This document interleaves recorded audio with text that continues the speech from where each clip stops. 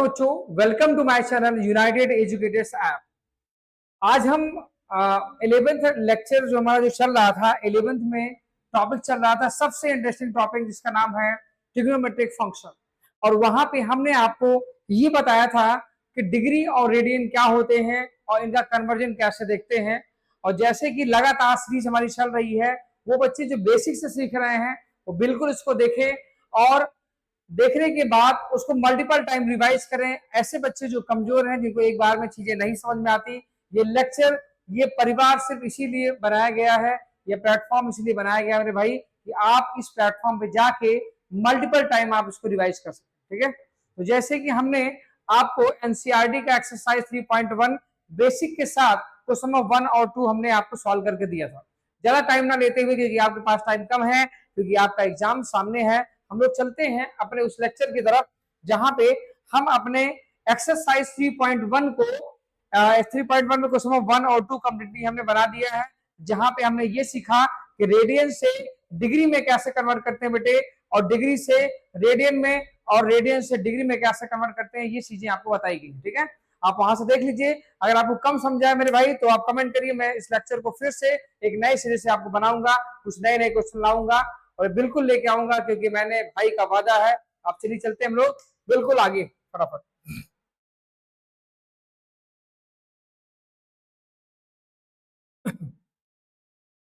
अब जैसे यहाँ पे अगर आप देखेंगे तो हमने यहाँ पे बेटे, हमने यहाँ पे क्वेश्चन नंबर 2 को कम्प्लीटली डन कर लिया था। जैसे कि यहाँ पे अगर आप देख पा रहे हो बेटे, तो यहाँ पे क्वेश्चन नंबर 3 यहाँ पे दिया गया है कि एक व्हील है। देखो बच्चों, आपके पास एनसीईआरटी है, आप उसको प्लीज ओपन कर लीजिए, क्योंकि देखो अगर आपको सीखना मेरे भाई तो एफर्ट लेना पड़ेगा।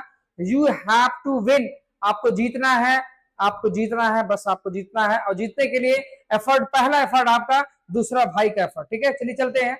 अब तो यहाँ पे क्वेश्चन ये है मेरे भाई, क्वेश्चन ये है, आपके पास एनसीईआरटी भी है, हालांकि मैं आपको एक्सप्लेन कर देता हूँ। A wheel makes a 360 revolution in 1 minute। Revolution का मतलब होता है बेटा एक चक्कर। जैसे आप बाइक देखे होते हैं या साइकिल देखे हो, साइकिल का जो पहिया है बेटे, वो पूरा एक चक्कर जब लेता है तो उसको 1 रिवोल्यूशन कहा जाता है। मैं आपको समझाता भी हूं आपको। अब कह रहा है 1 मिनट में 360 रिवोल्यूशन लेता है। फिर कह रहा through how many radians does it turn in 1 second. इसका मतलब है, क्वेश्चन ये पूछ रहा है कि 1 सेकेंड में ये कितना रेडियन एंगल फॉर्म करेगा। तो चलिए चलते हैं, इस क्वेश्चन को बेहतर तरीके से समझाते हैं हम आपको कैसे बनाना है मेरे भाई।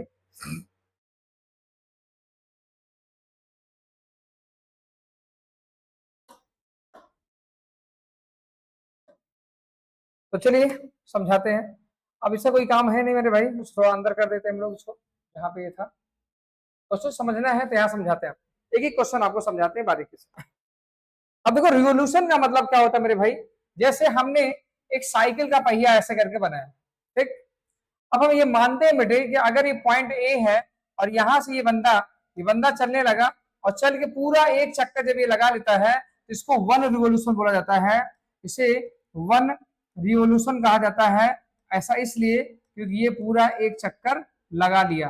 अब तुम ही सोचो कि जब हम एक पूरा चक्कर लगाएंगे तो कल ही मैंने आपको बताया था कि यहाँ पे जो एंगल जो फॉर्म होता है, याद है, ये कितना एंगल फॉर्म होगा सर, ये होगा 360 डिग्री एंगल फॉर्म होता है। एक रिवोल्यूशन में 360 डिग्री एंगल फॉर्म होता है मेरे भाई, 360 डिग्री एंगल फॉर्म होता है। ठीक, क्वेश्चन क्या है, a wheel makes 360 revolution in 1 minute.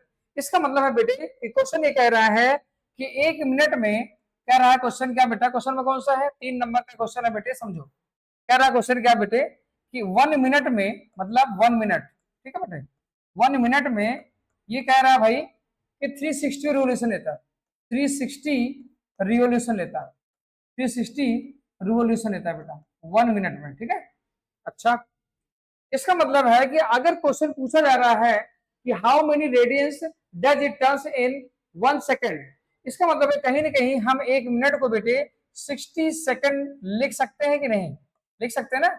इसका मतलब है कि यू कैन राइट दिस कि 60 सेकेंड में हम बेटे यहाँ पे 360 रिवोल्यूशन कर रहे हैं, 360 रिवोल्यूशन किया जा रहा है। ठीक है, 360 रिवोल्यूशन किया जा रहा है।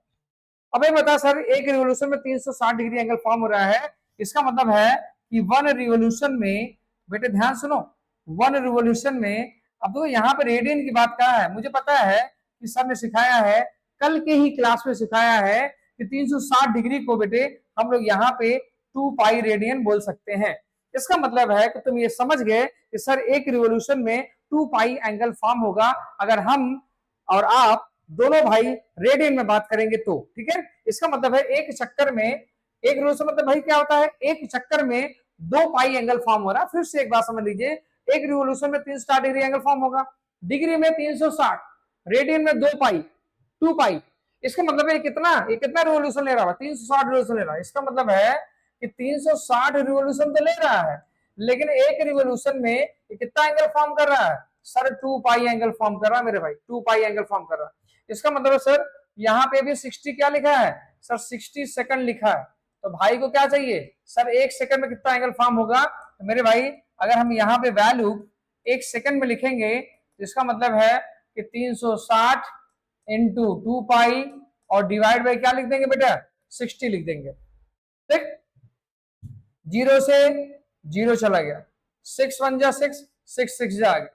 इसका मतलब है कि 1 सेकंड में अगर मैं तुमसे बात करूं बेटे, 1 सेकंड में 2 6 जा 12, इसका मतलब है कि 12 पाई रेडियन एंगल फॉर्म होगा एक सेकंड में। ये जो भी है, मतलब कहने का मतलब है कि यहाँ पे जो व्हील है बेटे, ये एक सेकंड में 12 पाई एंगल फॉर्म करेगा।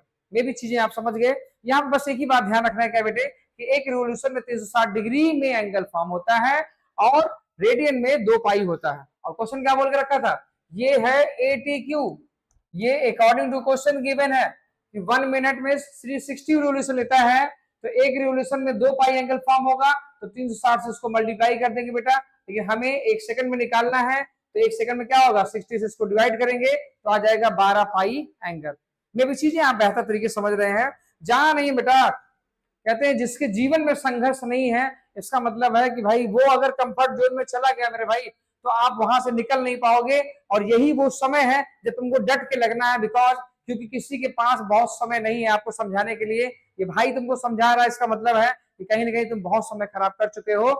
इसीलिए आज से, अभी से और तुरंत अभी के अभी तुम आप पढ़ाई करोगे, बस ये बात भाई की याद रखो, बस जीवन में सब कुछ सही होगा। चलते हैं हम लोग लगातार सीरीज में अपने नए क्वेश्चन की तरफ। और जैसे कि हमने यहाँ पे समझाया आपको कि भाई हमारा अगला क्वेश्चन है क्वेश्चन नंबर 4। क्वेश्चन नंबर 4 हमारे पास दिया है, क्या है भाई 4, देखिए क्वेश्चन ये है, मैं आपको थोड़ा सा बड़ा करके समझाता हूँ। यहाँ पे क्वेश्चन 4 ये बेटे क्या कह रहा है कि find the degree measure of an angle subtended at the centre of circle of radius 100 centimetre by an arc of 22 centimetre. इसका मतलब है कि इस क्वेश्चन में एनसीईआरटी आपके पास सही है, मैं इसको थोड़ा सा उधर कर देता हूं, ठीक है। क्वेश्चन नंबर 4 हम लोग समझने बेटे।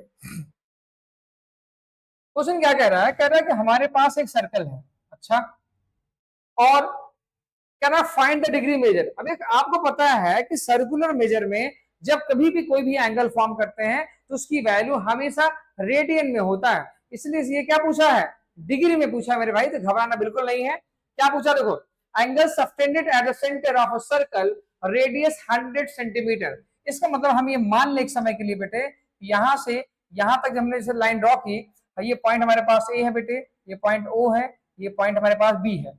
अब कह रहा है ये 100 सेंटीमीटर, इसका मतलब है कि इसका जो रेडियस है बेटे वो 100 सेंटीमीटर है, मतलब ये भी 100 सेंटीमीटर है। अच्छा, आगे और क्या कह रहा है, और कह रहा है आर्क ऑफ लेंथ। इसका मतलब है कि इस पॉइंट से इस पॉइंट तक ये जाने में जो भी आर्क का जो लेंथ है बेटे, वो बोला गया है कि ए बी जो आर्क का जो लेंथ है बेटे वो कितना दिया गया है, वो 22 सेंटीमीटर गिवन है। क्या हम सही जा रहे हैं, बिल्कुल सही जा रहे हैं। और बेटा यहाँ पे रेडियस क्या है, रेडियस बेटा क्या है, रेडियस है 100 सेंटीमीटर, ठीक है। और लेंथ ऑफ आर, इसको हम लोग स्मॉल एल से भी लिखते हैं, ये बेटा ये 22 सेंटीमीटर क्वेश्चन में गिवन है, मतलब एल की वैल्यू कितना बेटा यहाँ पे 22 सेंटीमीटर है, मतलब ये हमें गिवन है। अब हमें पता है सर कि angle subtended at the centre जो होता है वो हमेशा रेडियन में होता है मेरे भाई, वो हमेशा रेडियन में होता है, यही बात आप थोड़ा समझ लीजिए, ठीक है। अब वही सेम टू सेम फॉर्मूला जो हमने कल सिखाया था, क्या कि angle subtended at the centre, क्या लिखेंगे बेटा यहाँ पे, यहाँ लिखेंगे कि angle angle subtended subtended at the centre, at the centre, angle subtended at the centre means angle A O B equal to क्या होता है, लेंथ ऑफ आर्क मतलब एल अपॉन आर। इसका मतलब है कि थीटा इक्वल टू एल की value कितना है बेटे, एल की वैल्यू क्या है, एल है लेंथ ऑफ आर की वैल्यू जो कि 22 गिवन है बेटे यहाँ पे, और ये 100 सेंटीमीटर है। तो देखो यहाँ पे आप ये भी देख लो सब सेंटीमीटर में है, यस सर बिल्कुल दोनों सेंटीमीटर में है, कोई दिक्कत नहीं यहाँ पे, ये हो गया बेटा 100। अब बेटे ये जो वैल्यू है ना, ये जो वैल्यू है बेटे ये कैसे आती है, ये वैल्यू आती है सर रेडियन में। क्यों, क्योंकि हम सर्कुलर मेजर के अंदर आपको एंगल्स को मेजर करके दे रहे हैं। लेकिन सवाल क्या पूछा है, ये पूछा है भाई साहब कि डिग्री में हमें आंसर दिखाओ, डिग्री में हमें आंसर दिखाओ। तो चलो हम लोग करते हैं। तो हमें पता है सर कि जब हम डिग्री से रेडियन में जाते हैं, क्या करते हैं बेटा, डिग्री से रेडियन में जाते हैं तो पाई बाई 180, बट यहाँ रेडियन से डिग्री में जाएंगे तो हम इसे लिखेंगे, यहाँ पे रेडियन वैल्यू है, रेडियन से डिग्री में जाएंगे बेटा, हम इसको 180 अपॉन पाई से मल्टीप्लाई करेंगे, 180 अपॉन पाई से मल्टीप्लाई करेंगे। चलो थोड़ा सा चेंज करके देखते हैं बेटा, यहाँ पे 22 गिवन है, ठीक है, अपॉन 100 आया, ठीक है ऐसे। या फिर आप एक काम करिए, आप इसको इसी साइड में लिखिए, नहीं तो आप सोचेंगे कंफ्यूज हो जाएंगे आंसर। देखिए यहाँ पे क्या होगा बेटे, यहाँ पे 22 बाई 100 गिवन है, इनटू ये आ गया 180, ठीक है, इनटू बेटा क्या आ गया, ये आ गया 180, और ये थीटा हमें गिवन ही है, इसको 180 अपॉन पाई से दिया गया बेटा 22 बाई 7 आ गया। अब अगले स्टेप में क्या होगा बेटे, हम लोग 22 अपॉन 100 तो लिखेंगे ही, और प्लस 180, और ये जो 7 है बेटे 7 डिवीजन में ये ऊपर चला जाता है पलट के, ये आ गया 7, और अपॉन कितना आ गया बेटा यहाँ पे, अपॉन यहाँ पे 22 आ गया, यहाँ पे 22 ही लिखेंगे बेटे, 180 लिख रहा था, 22 लिखेंगे बेटे, ये आ गया आपका भाई 22 आ गया, सही है यहाँ तक। अब भाई साहब 22 से 22 ये चल गया, 0 से 0 ये चल गया, अब बेटे ये 2 5 जा चला गया, और ये 2 9 जा चला गया, मतलब हमने 2 से डिवाइड किया था ऐसे ऐसे, अब कोई भी नहीं जा रहा है। अब ये आ गया 9 इंटू 7, ये आ गया बेटे क्या 63, 963 होते हैं या 7 63 बटे कितना आ गया बेटा 5 आ गया, ये थीटा की वैल्यू आ गई, और ये डिग्री में आ गई। भाई ने बताया तुम्हें कि कभी भी डिग्री में एंगल्स की जो वैल्यू है ना तो फ्रैक्शन में हमने देखा है ना ही डेसिमल में देखा है, मतलब आगे डीएमएस सिस्टम लगाएंगे, लगा दो बेटे। जब मैंने इसको 5 से इसको डिवाइड किया तो तुमको यहाँ समझाता हूँ, देखो यहाँ समझा देता हूँ बेटा कि 63 को जब आप 5 से डिवाइड करते हो तो 5 1 जा 5 आ गया बेटे, यहाँ 1 आ गया, फिर आपने यहाँ पे 3 उतारा, फिर आ गया 5 2 जा कितना आ गया बेटा, यहाँ पे 10 आ गया, यहाँ 3 आ गया। इसका मतलब है कि 12 मेरा कंप्लीट एंगल गया, 12 डिग्री कंप्लीट एंगल गया, प्लस प्लस देखो 12 कंप्लीट एंगल हुआ बेटे, और 3 होल 12 होल 3/5 मतलब 12 होल 3/5 मतलब यहाँ पे 3/5 वो भी डिग्री में आ गया। अब तुम सोचने लगे सर यहाँ अभी भी फ्रैक्शन में आ रहा है, तो मेरे भाई आपको सिखाया गया है, क्या सिखाया गया है, आपको सिखाया गया है कि आपको 1 डिग्री की जो वैल्यू है वो 60 मिनट आप मेंशन कर सकते हो। इसका मतलब है यू कैन राइट दिस 12 तो है ही है, प्लस 3/5 इंटू मैं किससे मल्टीप्लाई कर दूंगा 60 से। ऐसा इसलिए करेंगे मेरे भाई क्योंकि 1 डिग्री इक्वल टू 60 मिनट होता है, और 5 से जब भाई साहब ने इसको डिवाइड किया तो 5 1 जा 5 आया, और 5 2 जा 10, क्योंकि 12 पंचे 60 होता है। इसका मतलब है ये आ गया 12 डिग्री और 12 पंचे 60। नहीं ये भाई देखो यहाँ पे एक चीज ध्यान रखो, ये 5 ऊपर का पेस है, ये 12 36 आया भाई, ये आ गया 36 मिनट, ये आ गया 36 मिनट, ये थीटा की वैल्यू है।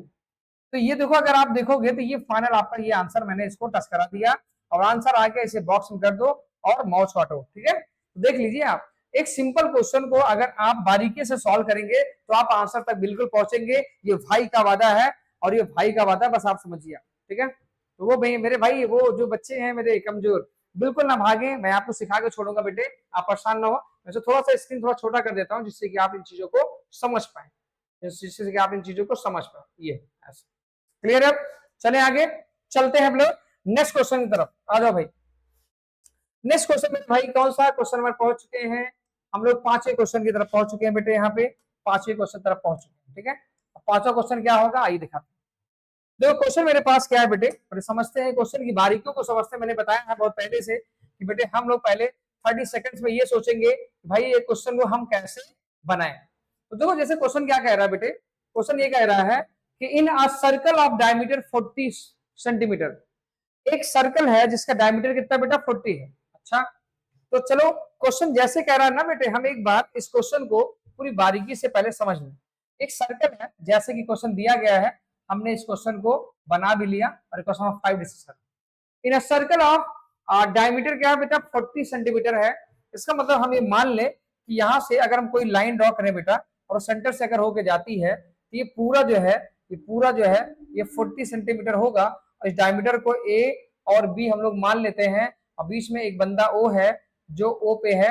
और ये पूरा डायमीटर जानते हो ना क्या होता है बेटा, हम डायमीटर अगर अगर सारे बच्चे नहीं जानते हैं तो एक बार ध्यान दे बेटे, अगर हम ये सर्कल का एक सर्कमफ्रेंस होता है मतलब बाउंड्री, और इस बाउंड्री पे बेटा हम जब कभी खड़े होंगे और उस बाउंड्री से हम एक ऐसी लाइन ड्रॉ करेंगे जो कि सर्कल के सेंटर से होते हुए अगले अगले सर्कमफ्रेंस पे अगर जाके मिलती है तो इस लाइन को क्या बोलते हैं, डायमीटर बोलते हैं। और आपकी जानकारी के लिए मैं बता दूं बेटे, इसे सबसे लॉन्गेस्ट कॉर्ड भी कहा जाता है। मतलब कॉर्ड का मतलब क्या होता है बेटे, अब कॉर्ड का मतलब भी समझा देते हैं आपको। अगर सर्कमफ्रेंस किसी पॉइंट को जब आप मिला देते हैं तो उसे कॉर्ड कहते हैं। अब देखो एक तरीके से देखा जाए तो ए से बी अगर ये मिलाया गया है तो ये सर्कमफ्रेंस का 2 पॉइंट है मेरे भाई, इसका मतलब ये सबसे लॉन्गेस्ट कॉर्ड होगी एक्सटर्नल। चलिए पहली लाइन का ये मतलब होगा। अगला क्या कर रहा है भाई, the length of the chord is 20 centimetre. अच्छा ओके, इसका मतलब हम यहां से लेंथ ऑफ कॉर्ड बोला, देखो अब यहां से बेटे हमने क्या किया, हमने एक कॉर्ड ड्रॉ कर दिया, ये एक कॉर्ड है और इस पॉइंट का नाम दे दिया मैंने सी। इसे कॉर्ड कहेंगे मेरे भाई, इसे कॉर्ड कहेंगे। ये आपकी जानकारी के लिए मैं बना रहा हूं, ये आपकी जानकारी के लिए बना रहा हूं, ठीक है। चलो find the length of the minor arc of the chord. इसका मतलब है minor arc of the chord का ये मतलब होता है कि अगर मैं इस कॉर्ड को ए से सी तक लेके जाऊं और ओ से अगर इसको मैं मिला देता हूं, ओ से अगर मैं इसको मिला देता हूं तो देखो यहाँ पे 2 तरीके से कॉर्ड आया है मेरे भाई। वो क्या आया है पहले आप इसको समझ लो, वो क्या आया है वो समझ लो मेरे भाई। जब आप ए से सी जाते हैं बेटा तो ये एक क्या है, ये एक क्या कह रहा है भाई, कह रहा है कि माइनर कॉर्ड है। देखो ध्यान से कह रहा है कि find the length of the minor arc of the chord. Minor arc मतलब ये जो माइनर आर्क है इसका मतलब माइनर आर्क यही होगा। सर मेजर आर्क क्या होगा बेटा, मेजर आर्क ये होगा, मेजर आर्क आपका ये है आपका मेजर आर्क। लेकिन हमें सवाल में ये नहीं पूछा, हमें क्वेश्चन में ये पूछा, ये क्या होगा मेरे भाई, ये क्या हो ये, ठीक है। इसका मतलब है कि क्वेश्चन में गिवन हमारे पास क्या क्या है बेटा, अगर ये 40 सेंटीमीटर का डायमीटर है तो अब इस बात है कितना होगा, ये 20 होगा, ये भी 20 होगा, because these are radius, these are radius, these are radius, that's why. और रेडियस हमेशा इक्वल होता है, ठीक। अब कॉर्ड के लेंथ भी 20 दिया गया है, इसका मतलब ये भी 20 हो गया। अरे मेरे भाई सारे ट्रायंगल्स, इस ट्रायंगल्स का अगर मैं ट्रायंगल्स ध्यान दूं कि इन ट्रायंगल, देखो इन ट्रायंगल, ट्रायंगल क्या है AOC, AOC, AOC are equilateral triangle, equilateral, equilateral triangle. ऐसा क्यों हुआ पता है बेटे, इक्विलैटरल ट्रायंगल्स वो ट्रायंगल्स होते हैं जिस ट्रायंगल्स की तीनों साइड इक्वल होती है। अगर ऐसा होता है तो ये जो 20 का जो एंगल होता है मेरे भाई, ये कितना होता है सर, डिग्री में अगर बात करें तो 60 डिग्री के इक्वल होता है। इसका मतलब है कि यहाँ पे एंगल एओसी की बात करें दीज आर 60 डिग्री, लेकिन हमें पता है कि हम सर्कुलर मेजर में जाके बैठे हैं, इसका मतलब है हमें इस 60 डिग्री को बदलना होगा। और जब हम इसको बदले तो ये इससे पाई बाई 180 से मल्टीप्लाई करना होगा। और देखा जाए तो रेडियन में इसकी जो वैल्यू है बेटे वो पाई बाई 3 रेडियन है, देख लीजिए पाई बाई 3 रेडियन है मेरे भाई। लेकिन सवाल ये नहीं है, सवाल ये नहीं है, सवाल क्या पूछा है, कह रहा है कि find the length of the minor arc. इसका मतलब है कि इस क्वेश्चन में ये पूछा गया है कि लेंथ ऑफ आर्क एसी की जो वैल्यू है वो भाई को बतानी है, ठीक है। इसका मतलब है अब मैं इस क्वेश्चन का जवाब तो आपको समझाता हूं कैसे बनाना बेटे। तो देखो हम सबसे पहले लेट कर लेंगे कि भाई लेंथ ऑफ आर्क क्या है भाई, एसी है। तो एसी का जो लेंथ है बेटे यहाँ पे हम उसको मान लेते हैं एल है, ठीक है। और यही हमें फाइंड करना है। अब देखो हम यहाँ पे फिर से लगाएंगे भाई, सेम कॉन्सेप्ट लगना है क्या, कि एंगल क्या लिखेंगे बेटा यहाँ पे, angle subtended angle subtended at a centre angle AOC equal to L/R। क्यों? Length of arc upon radius होता है बेटा, length of arc upon radius होता है। अब बेटा लेंथ ऑफ आर्क की वैल्यू कितनी है बताओ, लेंथ ऑफ आर्क की वैल्यू, यही तो मुझे पूछना है, यही तो सवाल कह रहा है मेरे भाई। इसको हम लोग L मान लेते हैं और R की वैल्यू कितना है बेटा, यहाँ 20 है।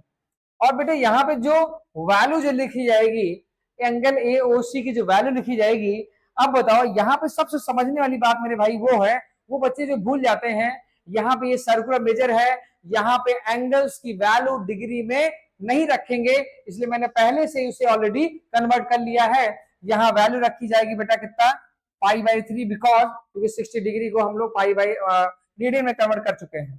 ठीक है, ये आ गया L/20। अब हम इसे क्रॉस मल्टीप्लाई कर लेते हैं जैसे कि हमेशा करते आए हैं। ये आ गया 3 इंटू एल हो गया बेटा, ये आ गया 20 इंटू पाई आ गया। ठीक है, अब हमें तो भैया एल का वैल्यू चाहिए, तो एल इक्वल टू कितना आ जाएगा बेटा, ये आ जाएगा 20 पाई अपॉन 3 आ गया। अब बताओ भैया 20 पाई अपॉन एल में कोई वैल्यू लिखेंगे? नो। इसका मतलब है कि यहाँ पे बेटे हम लोग क्या करेंगे, ये 20 हमें गिवन है और हम यहाँ पे पाई की जो वैल्यू होती है, जैसे क्या होती है सर, 3.1416 होती है। अब इस वैल्यूज को, ये वैल्यू होती है बेटा किसकी, पाई की होती है। ये आपके ज्ञान के लिए है, एक्स्ट्रा ज्ञान है। तो क्या करें हम लोग उसको यहाँ पे वैल्यू रख दें, क्योंकि कुछ कैंसिल आउट होने वाला है नहीं, हम यहाँ पे 3.14 ही रख देते हैं और डिवाइड बाई इसको 3 कर देते हैं।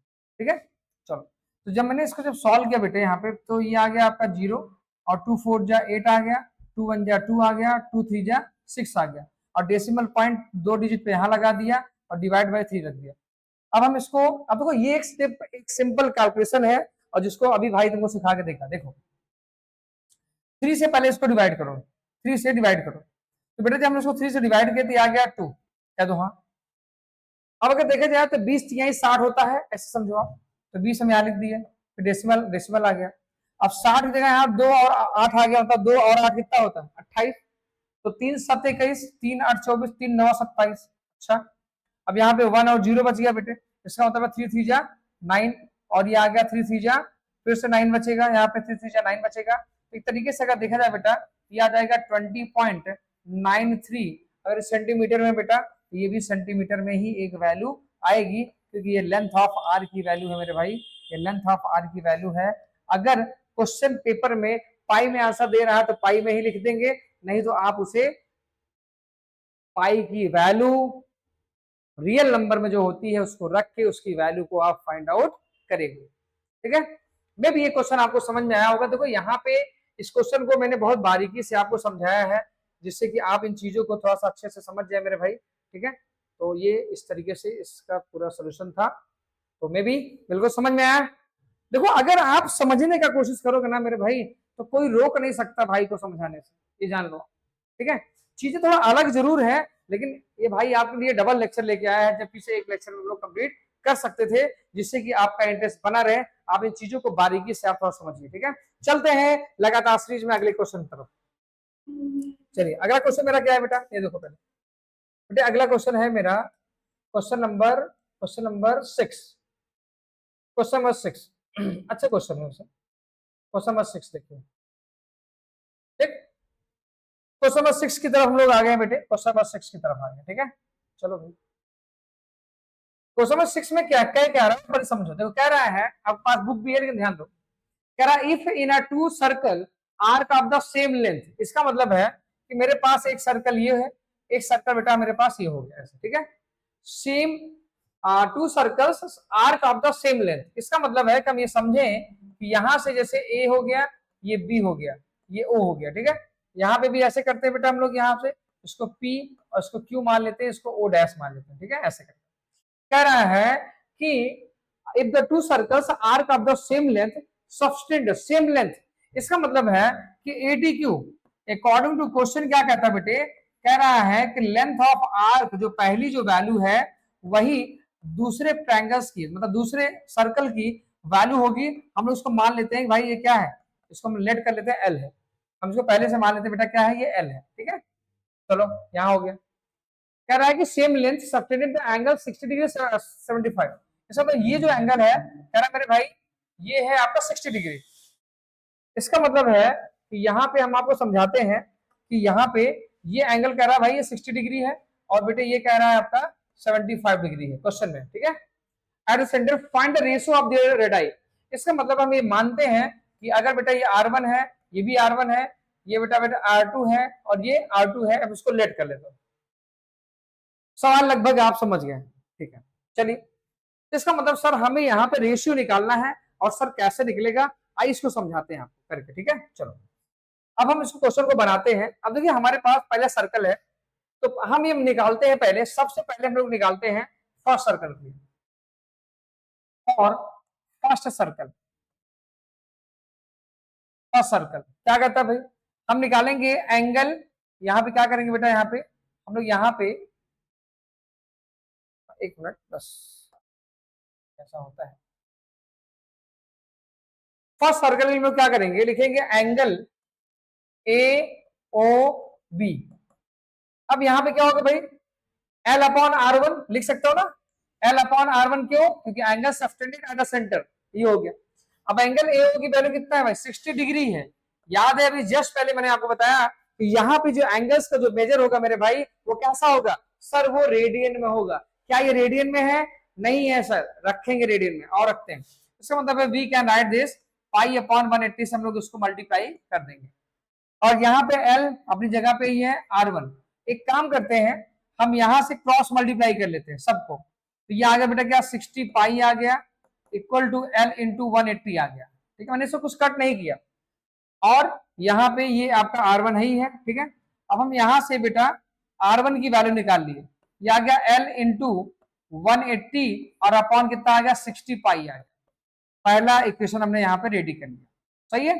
चलो उसी तरीके से हम लोग क्या करेंगे बेटा, यहाँ पे और सेकंड सर्कल, मतलब सबका एक अलग अलग डाटा हम यहाँ पे रेडी कर लेते हैं। सेकंड सर्कल के लिए क्या है, PO'Q है, तो एंगल PO'Q लिखा है। यहाँ पे भी L अपॉन क्या हो जाएगा, R2। क्यों, angle subtended at the centre equal to क्या होता है, length of arc upon radius. और यहाँ पे लेंथ ऑफ आर्क की length according to question same है, इसलिए मैंने यहाँ पे स्मॉल L ले लिया है, ठीक है बेटे। चलो आगे चलते हैं। अब यहाँ वैल्यू कितनी दी गई है सर, यहाँ दिया गया 75 डिग्री और L अपनी जगह पे ही है और R2 हमको यहाँ पे गिवन है। अब 72 डिग्री दिया गया है, तो क्या करेंगे, यहाँ क्या करेंगे बताओ, क्या इसे ऐसे लिखेंगे, क्या इसे ऐसे लिखेंगे बेटा यहाँ पे, ठीक है। क्या इसे ऐसे लिखेंगे हम लोग, यहाँ पे देखो हम लोग एक काम करते हैं, इसको यही तुरंत तुरंत इसको चेंज कर लेते हैं, ठीक है। हमने 75 डिग्री लिया, इसको हमने चेंज किया π/180 से, बिकॉज क्योंकि हम इसे रेडियन में कन्वर्ट करेंगे बेटा, हम इसे रेडियन में कन्वर्ट करेंगे और ये वैल्यू हो जाएगी क्या बेटा, ये वैल्यू हो जाएगी, ये वैल्यू हो जाएगी हमारे पास क्या, ये वैल्यू हो जाएगी बेटा हमारे पास क्या, L/R2 हो जाएगा। क्या हो जाएगा बेटा, L/R2 हो जाएगा। अब फिर से क्रॉस मल्टीप्लाई कर दो, तो बेटा जब क्रॉस मल्टीप्लाई करेंगे तो आ जाएगा 75 pi into R2 equal to L into 180। क्या यहाँ तक समझ पाए आप, अच्छा। अब यहां से हम फिर से क्या निकाल लेंगे, R2 equal to L into 180 upon, मतलब कुल मिला के हम यहाँ पे वैल्यूज को एकदम नोट डाउन कर लेते हैं। मतलब हमने यहाँ से फर्स्ट सर्कल से R1 निकाल लिया, सेकंड सर्कल से R2 निकाल लिया। अब हम निकालेंगे रेशियो अकॉर्डिंग टू क्वेश्चन। आ जाओ भैया कर लेते हैं, रेशियो निकाल के देखते हैं आता है कि नहीं।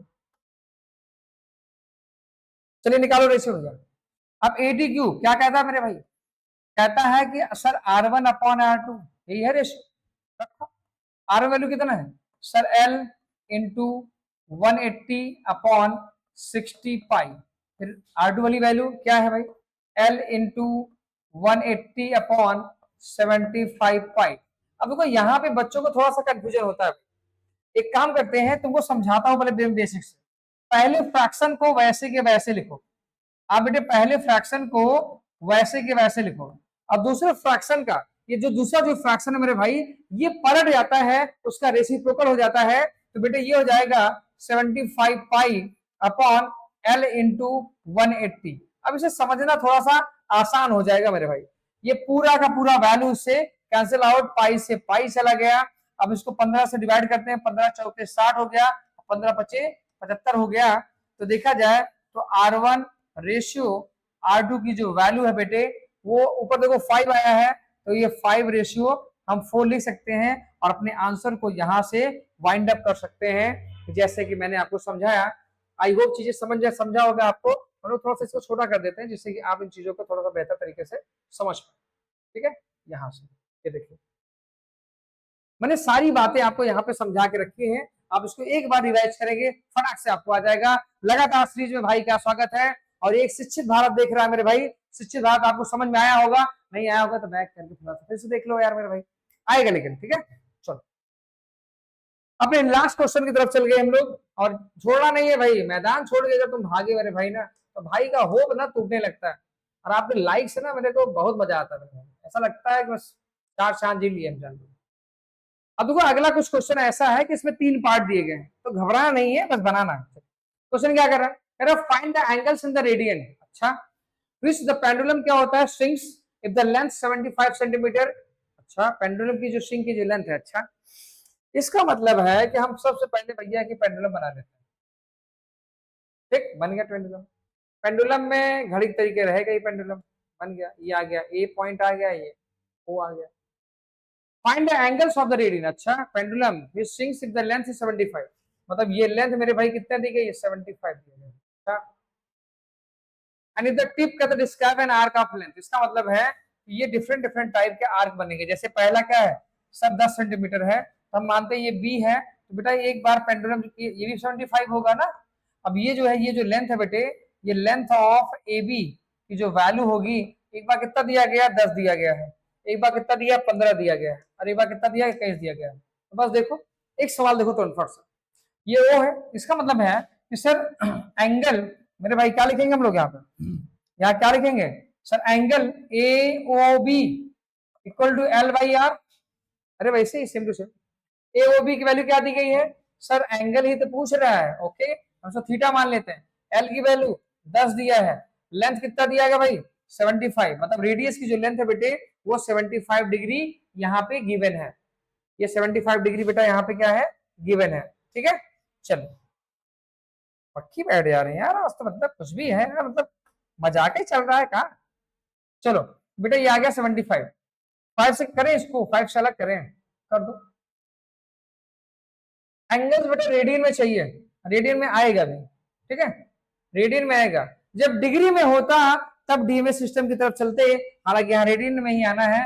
ये आ गया 5 2 जा 10 आ गया, और 5 से डिवाइड करेंगे तो 5 1 जा 5, यहाँ 2 और 5 बचा 5 5 75, मतलब 2/15 रेडियन आ गया मेरे भाई। ये देख लो 2/15 रेडियन आ गया। ये पहले पार्ट का सवाल का जवाब था। ठीक है, दूसरे पार्ट का अब रेडियन में करना है तो लिख सकते हैं सर, रेडियन वैल्यू बिल्कुल ऐसे हो सकती है। दूसरा क्या है बेटा, फिर से वही angle A O B equal to L by R. L की वैल्यू मतलब लेंथ, लेंथ कितना दिया गया भाई, इस बार आर की लेंथ क्या है भाई 15 है, और ये मेरे भाई 75, तो 15 15 15 बन जाए 15, 15 पचे 75, मतलब इसका आ गया 1/5 रेडियन। दूसरा आंसर हो गया। तीसरा आंसर भी ले लो इसी समय, angle A O B L by R equal to, यहां देखो अगली बार सर 21 रखना, सर 21 आर कितना है, आर तो फिक्स रहेगा ना हर बार, वो थोड़ी बदलेगा। चलो निकालो, किससे डिवाइड करें सर, आप इसे 5 से कर नहीं सकते, 3 से कर दो, 3 से करें 3 7 21 आ गया, 30 किए तो 3 2 जा 6 और 3 5 जा 25 75 होता है। तो ये एंगल आ गया बेटा 7/25। अभी आगे कैंसिल आउट होगा नहीं, इसको हम लोग रेडियन में लिख सकते हैं। बहुत मन कर रहा था डेसिमल में लिख दो, इससे ज्यादा और क्या कर लोगे। देखो डिग्री मेजर में, डिग्री में कभी भी वैल्यू को फ्रैक्शन में नहीं लिखना है, डीएमएस डिग्री मिनट और सेकंड लिखना है, बाकी यहाँ तो बिल्कुल लिख सकते हैं। तो आई होप चीजें आपको समझ में आ रही हैं आपको। तो ये आपके लिए एक क्वेश्चन था मेरे भाई, और ये आपका ही बनाया हुआ क्वेश्चन और आपकी बुक का ही क्वेश्चन मैंने आपको यहाँ समझा दिया, और चीजें बेहतर तरीके से आप समझ रहे हैं। अब ये बात सही है कि आज आपको कुछ ना कुछ कहना है मेरे भाई, आज तो थैंक यू बनता है। चलिए देखो अगले पेज पे भी भाई साहब आ गए, अरे मेरे भाई हमने कंप्लीट कर लिया है, आप जाओ दूर जाओ। चलो आज हम आपको थैंक यू बोलते हैं क्योंकि आप थैंक यू के हकदार तो हैं मेरे भाई, ठीक है, आप थैंक यू के हकदार तो हैं आज, ठीक है। ये आ गया टी,